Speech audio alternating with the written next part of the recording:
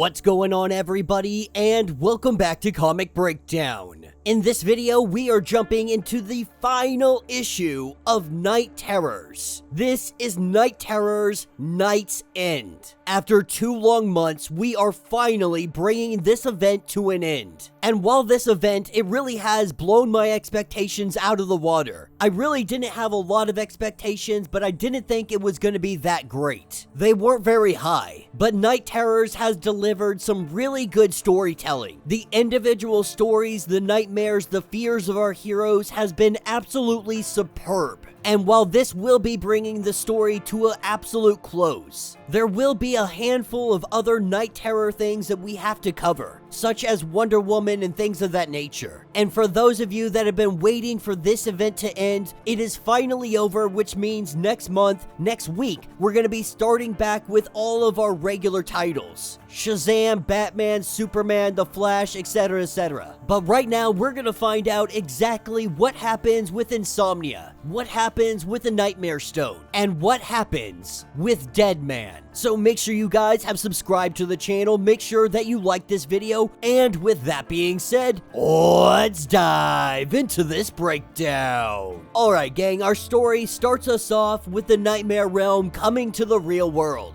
Across the globe, nightmares have been unleashed. The nightmares take the form of the people everybody thought would protect them, the heroes they thought would bring safety. And now that Insomnia has the Nightmare Stone, he can make the world as he wants. The world will know exactly what he knows. That people with powers dressed up in colorful costumes are terrifying. They will see what the nightmare world has done to him, what the heroes have done to him, and they will fear them. And with Insomnia sticking to his word, he brings Boston a family, the Dead family, telling him to take the gift and be at peace. Boston going into a trance, he's taken in. Meanwhile, the rest of the Justice League are fighting against all of these nightmares. And while the Justice League does everything they can to fight him off, to take down his nightmares, all of our heroes, they see that all of these nightmares seem to be drawn here, thinking that maybe Insomnia is not in control as much as he thinks he is. And if he is not, then who is? This is where they try to reach out to Deadman, but Boston is deep in his little own dream, sitting here with his family. Sandman is the one to snap him out of it. And now Deadman has joined the fight. As Deadman goes in on Insomnia, the two of them begin to battle. Batman telling everybody to get back to where this started, the nightmare construct of John Dee's body. Superman, he clears a path. Any of the sleepless nights that stand in their way, we have Zatanna and we have Cliff that are taking care of them. Wielding her new sword, she is definitely making an impact. But picking back up with Boston and Insomnia, the two of them battling, one of them trying to take the stone, the other trying to hold on. Boston telling him that nothing is going to bring his family back, that what he does now doesn't honor them, begging him for them to work together and stop all of this. This is when Insomnia grabs Boston and splits him in half. But with the Justice League getting back to John Dee's body, that is where they find the Dream Stone, hoping that this might be able to counter the Nightmare Stone. That is where Sandman picks it up, being the one that believes he could be able to control it. This is where our heroes get twisted and turned. Insomnia coming in with the Nightmare Stone. As the two of them get ready to face off, we have the return of Boston, saying that faking his death was his whole act. That Insomnia is no longer a nightmare, he is just a ghost. And we see a gateway open up, Deadman dragging Insomnia with him, the Nightmare Stone appearing to go as well. With a giant flash, they disappear. Before Boston had gone, Sandman was trying to tell him that the Dreamstone could save his life. But it is time for Deadman to move on to a new adventure. Sick and tired of being the audience, there will be no more watching the living for Boston Brand. Picking up with Insomnia, he finds himself back with his family. But this isn't the family that he knows and loves. This is the nightmare version of his family, the zombified version of his family.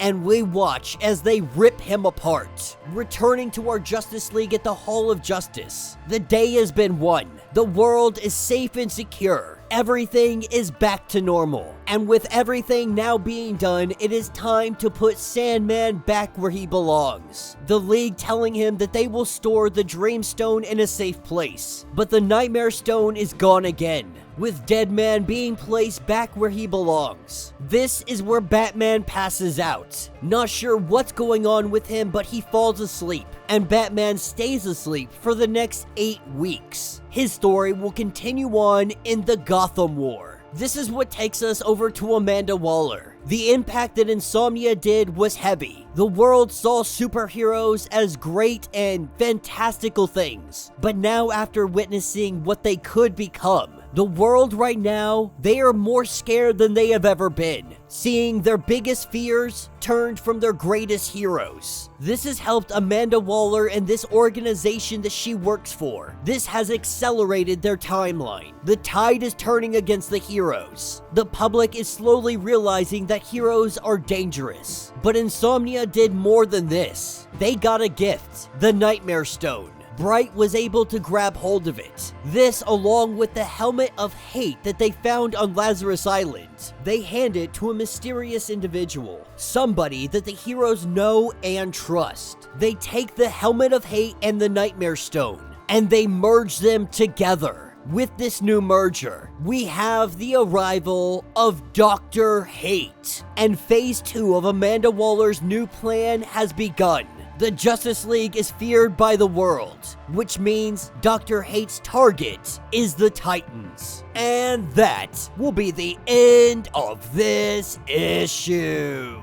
So let me know what you guys think down in the comments. All in all, definitely not a bad end to this whole little event. It's nice to see Boston Brand moving on to bigger and better things. While I have been a huge fan of him as Deadman, it is nice to see that he's gonna be something new. He's gonna be something different. We don't know what is in store for him, but there is definitely change in his future. I'm very curious on who this new individual is, Dr. Hate. It's obviously somebody we know because Amanda Waller said that your friends and family aren't going to like this. Most likely some kind of magician, but the reveal on that is going to have to wait. Meanwhile, we are seeing Amanda Waller show her face again. I'm very curious on why they even brought her back to begin with. She had Earth 3, she had her heroes, it was sealed off from all the other multiverses. Why has she returned? Where is her crime syndicate? Where is her made-up Justice League?